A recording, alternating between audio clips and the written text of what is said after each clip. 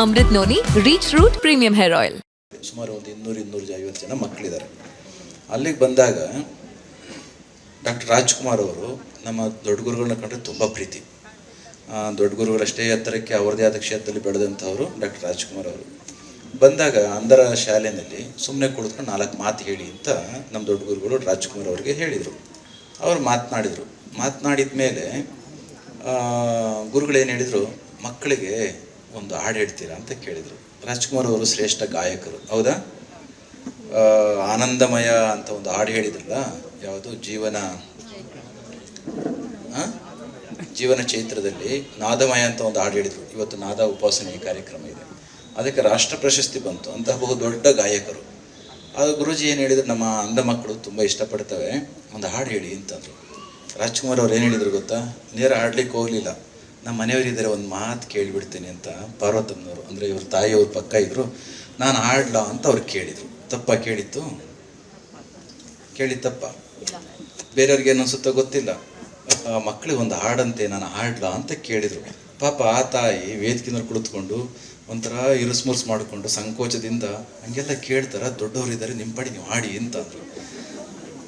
But ಇವತ್ತು ಮದುವೆ ಮಾಡಿಸಿದ್ರಲ್ಲ ಪ್ರಸನ್ನ ಸ್ವಾಮಿಗಳು ಅವರಿಗೆ, ಆಮೇಲೆ ನಿಮಗೂ ಹಿರಿಯರು, ಆ ಕಾಲಕ್ಕೆ ನಾವಿರಲಿಲ್ಲ, ಹೆಂಗೋ ಮದುವೆ ಆಗಿದ್ರಿ. ಮದುವೆ ಆದ ಸಂದರ್ಭದಲ್ಲಿ ನಿಮಗೇನು ಮಾಡಿಕೊಟ್ರು, ನಾವು ಡೆಕೋರೇಷನ್ ಹಾಕಿ ಹೊರಗಡೆ ಹೋಗ್ತಕ್ಕಂಥ ಮಕ್ಕಳಿಗೆ ಓವರ್ಟೇಕಿಂಗ್ ಸೆರೆಮನಿ ಅಂತ ಮಾಡಿಸ್ತೇವೆ. ಅದೇ ರೀತಿ ಇವತ್ತು ಕೂಡ ನಿಮಗೆ ಓವರ್ಟೇಕಿಂಗ್ ಸೆರೆಮನಿ ಮಾಡಿಸಿದ್ರು. ಏನು ಮಾಡಿಸಿದ್ರು?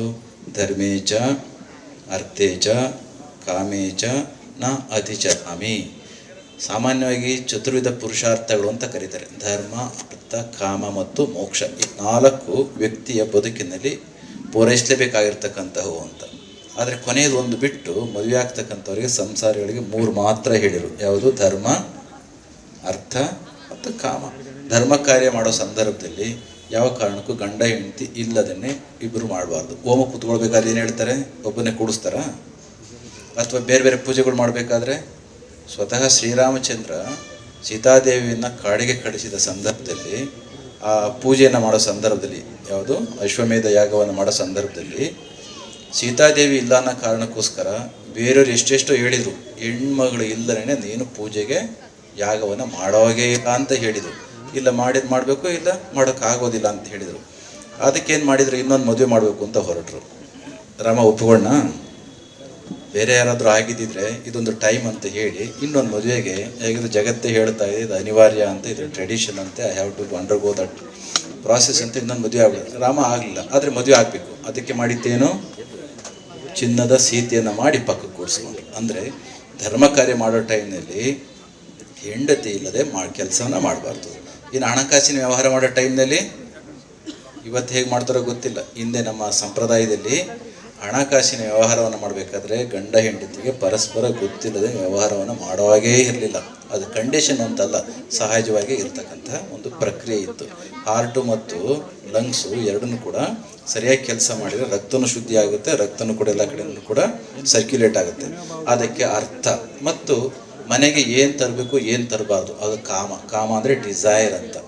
ನಮ್ಮ ಮನೆಗೆ ವಸ್ತುಗಳು ಏನೇನು ಬೇಕೋ ಅವೆಲ್ಲವನ್ನು ಕೂಡ ಬೇಕು ಬೇಡಗಳನ್ನು ಪೂರೈಸ್ಕೊಡ್ತಕ್ಕಂಥ ಸಂದರ್ಭದಲ್ಲಿ ಗಂಡ ಬೇಕಾದ್ದು ಗಂಡ ಹೊತ್ಕೊಂಬರೋದು, ಹೆಂಡತಿ ಬೇಕಾದ್ದು ಹೆಂಡತಿ ಹೊತ್ಕೊಂಬರೋದು. ಸ್ವಾಮಿಗಳನ್ನ ಕರೆಸಿ ಗೃಹ ಪ್ರವೇಶ ಮಾಡಿದಾಗ ಸುಂದರವಾಗಿ ಸ್ಪೇಸ್ ಇದ್ದ ಜಾಗದಲ್ಲಿ ಎಲ್ಲವನ್ನು ಕೂಡ ಡೆಬ್ರಿ ಥರ ತುಂಬಿಡೋದು. ಇದಲ್ಲ.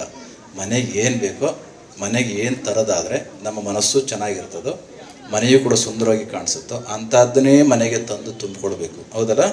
ಅದಕ್ಕೋಸ್ಕರ ಧರ್ಮ, ಅರ್ಥ, ಕಾಮ ಈ 3 ಪೂರೈಸ್ತಕ್ಕಂಥ ಸಂದರ್ಭದಲ್ಲಿ ಒಬ್ಬರಿಗೊಬ್ಬರು ಪರಸ್ಪರ ಒಪ್ಪಿಗೆ ಇಲ್ಲದನ್ನೇ ಮಾಡಬಾರ್ದು ಅಂತ. ಇನ್ನು ಕೊನೆಯದಿದೆಯಲ್ಲ ಮೋಕ್ಷ, ಯಾರಿಗದು? ನಮ್ಮಂಥವರಿಗೆ, ಸನ್ಯಾಸಿಗಳಿಗೆ. ಧಾರ್ಮಿಕ ಸ್ತರದಲ್ಲಿ ತಾನು ಲಿಬರೇಟ್ ಆಗಲೇಬೇಕು ಅಂತ ಬಂದಾಗ ಅಂತಹ ಟೈಮ್ನಲ್ಲಿ ಯಾರು ಹೇಳಿದ್ರೆ ಓಡೋಗ್ಬೋದಂತ. ಅದಕ್ಕೆ ಬುದ್ಧ ಹೊಡಿಬೋದಲ್ಲ, ಹೆಂಡತಿಗೆ ಹೇಳಲಿಲ್ಲ.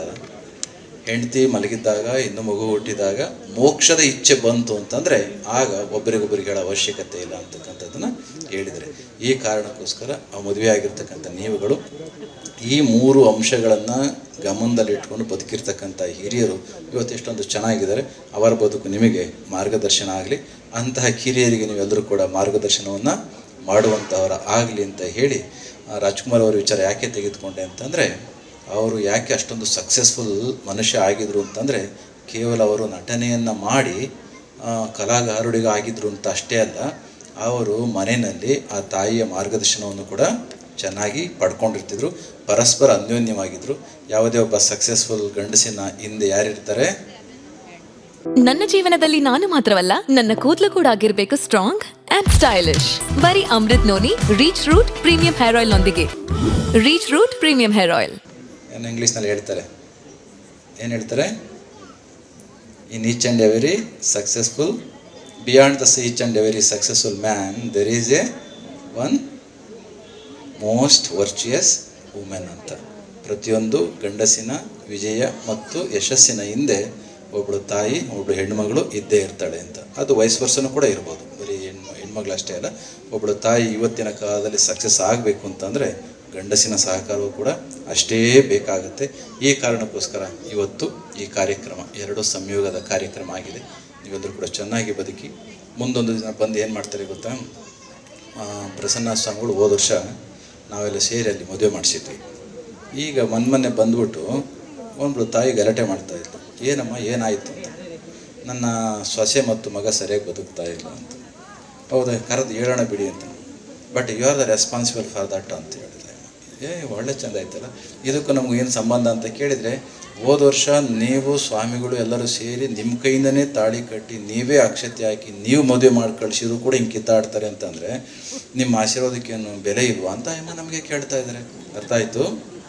ಇಲ್ಲಿ ಬಂದು ಮದುವೆ ಮಾಡಿಸ್ಕೊಂಡು ಹೋಗೋದು ಸುಲಭ, ಆದರೆ ಮದುವೆ ಮುಗಿಸ್ಕೊಂಡು ಹೋದ್ಮೇಲೆ ನಮಗೂ ಸ್ವಲ್ಪ ದೊಡ್ಡ ಜವಾಬ್ದಾರಿ ಇರ್ತದೆ. ಯಾರಾದರೂ ಬಂದು ಮಠದಲ್ಲಿ ಮದುವೆಯಾಗಿ ಹೋದಂಥವ್ರು ಅಂತ ಹೇಳಿ ದೂರ ಹೇಳಿದರೆ ನಾವು ನಿಮ್ಮನ್ನು ಕರೆಸ್ಬೇಕಾಗತ್ತೆ. ಅದಾಗಬಾರ್ದು ಅಂತಂದರೆ ಸರಿಯಾಗಿ ಬದುಕಬೇಕು. ಏನೇ ಕಷ್ಟ ಬಂದರೂ ನಾನು ಕೂಡ ಆವಾಗ ಬೇಕಾದ್ರೆ ಬಂದು ಮಠದಲ್ಲಿ ಶೇರ್ ಮಾಡ್ಕೊಳ್ಳಿ, ಏನು ತೊಂದರೆ ಏನಿಲ್ಲ.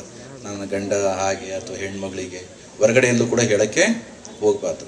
ಅವು ಹೇಳಲೇಬೇಕಾದ ಅನಿವಾರ್ಯತೆ ಬಂತು ಅಂತಂದರೆ ಅದನ್ನು ಬಂದು ಈ ಹೊರಗಡೆ ಮೂರನೇವರೆಗೆ ಹೇಳಲಿಕ್ಕೆ ಹೋಗೋದ ರೀತಿಯಲ್ಲಿ ಬದುಕಿದ್ಯಾ ಅಂದರೆ ಅದಕ್ಕೆ ಹೇಳ್ತಾರಲ್ವ, ನಿಮ್ಮಗಳ ಮಧ್ಯದಲ್ಲಿ ಮೂರನೇ ವ್ಯಕ್ತಿ ಬಾರದಾಗಿದ್ದದೆ ಆದರೆ ಸಂಸಾರ ಈ ಥರ ಚೆನ್ನಾಗಿರ್ತದೆ. ಮೂರನೇ ವ್ಯಕ್ತಿಗೆ ಅವಕಾಶ ಮಾಡಿಕೊಟ್ರೆ, ಮೂರನೇ ವ್ಯಕ್ತಿ ಅಂತಂದರೆ ಒಬ್ಬ ಅಂತ ಅಲ್ಲ, ಬೇರೆಯವರು ಅಂತ. ಒಬ್ಬ ಯಾರೋ ಒಬ್ಬ ವ್ಯಕ್ತಿ ಅಥವಾ ಯಾರೋ ಒಬ್ಬಳು ತಾಯಿ ಬರೋದು ಅಂತಲ್ಲ, ಬೇರೆಯವರಿಗೆ ಅನಾವಶ್ಯಕವಾಗಿ ಹೇಳಲಿಕ್ಕೆ ಹೋಗ್ಬಿಡಿ. ಅದಕ್ಕೆ ನಮ್ಮ ಗುರುಗಳು ಹೇಳ್ತಾಯಿದ್ರು, ಎಷ್ಟೇ ಕಷ್ಟ ಬಂದ್ರೂ ಕೂಡ ತಾಳ್ಕೊಳ್ಳಿ. ಎಷ್ಟು ಬೇಕಾದರೂ ಒಳಗಡೆ ಆಗಲಿ, ಸಮುದ್ರದಲ್ಲಿ ಎಷ್ಟೇ ಅಲೆಗಳು ಮೇಲಕ್ಕೆ ಎದ್ರು ಕೂಡ ಎಲ್ಲಿ ಬೀಳಬೇಕವು ಅಲ್ಲೇ ಬೀಳ್ತವೆ.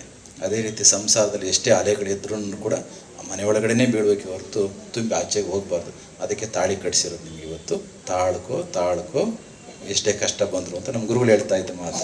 ಅಂತಹ ತಾಳಿ ಕಟ್ಟಿರ್ತಕ್ಕಂಥ ಈ ಸಂದರ್ಭದಲ್ಲಿ ತಾವುಗಳು ತಾಳಿಕೊಂಡು ಬದುಕನ್ನು ಚೆನ್ನಾಗಿ ನಡೆಸಿ ಅಂತ ಹೇಳಿ ಇವತ್ತು ಈ ಸಂದರ್ಭದಲ್ಲಿ ನಮ್ಮ ಶಿವರಾಜ್ ಕುಮಾರ್ ಅವರು ಬಂದಿದ್ದಾರೆ, ಮೇಡಮ್ ಬಂದಿದ್ದಾರೆ, ನಮ್ಮ ಎಜುಕೇಷನ್ ಮಿನಿಸ್ಟ್ರು ಬಂದಿದ್ದಾರೆ.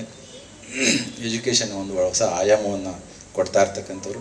ಈ ಸಂದರ್ಭದಲ್ಲಿ ಹೆಚ್ಚು ಏನೇನು ಮಾತನಾಡಲಿಕ್ಕೆ ಅವ್ರ ಜೊತೆ ಹೋಗ್ತವೆ. ಸೊ ನಾನು ಬೇರೆ ಏನೋ ವಿಚಾರವನ್ನು ಮಾಡಲಿಕ್ಕೆ ಹೋಗದಲ್ಲೇ ಈ ಸಂದರ್ಭಕ್ಕೆ ತಮ್ಮೆಲ್ಲರಿಗೂ ಕೂಡ ಕಾಲಭೈರೇಶ್ವರ ಸ್ವಾಮಿಯ ಪೂರ್ಣ ಆಶೀರ್ವಾದ ಇರಲಿ ಅಂತ ಹೇಳಿ ನಾನು ಮಾತು ಮುಗಿಸ್ತೇನೆ. ಜೈ ಶಿವರಾಮ. ಅನುಕ್ಷಣದ ಸುದ್ದಿಗಳಿಗಾಗಿ ವಿಸ್ತಾರ ನ್ಯೂಸ್ ಯೂಟ್ಯೂಬ್ ಚಾನೆಲ್ ಸಬ್ಸ್ಕ್ರೈಬ್ ಮಾಡಿ. ಹೊಸ ಸುದ್ದಿಗಳ ನೋಟಿಫಿಕೇಶನ್ಗಾಗಿ ಬೆಲ್ ಐಕಾನ್ ಕ್ಲಿಕ್ ಮಾಡಿ. ಲೇಟೆಸ್ಟ್ ಅಪ್ಡೇಟ್ಸ್ಗಾಗಿ www.vistaranews.com ವೆಬ್ಸೈಟ್ಗೆ ವಿಸಿಟ್ ಮಾಡಿ. ಅಂಗೈಯಲ್ಲೇ ಜಗತ್ತಿನ ಸುದ್ದಿ ತಿಳಿಯಲು ವಿಸ್ತಾರ ನ್ಯೂಸ್ ಕನ್ನಡ ಆಪ್ ಡೌನ್ಲೋಡ್ ಮಾಡಿ.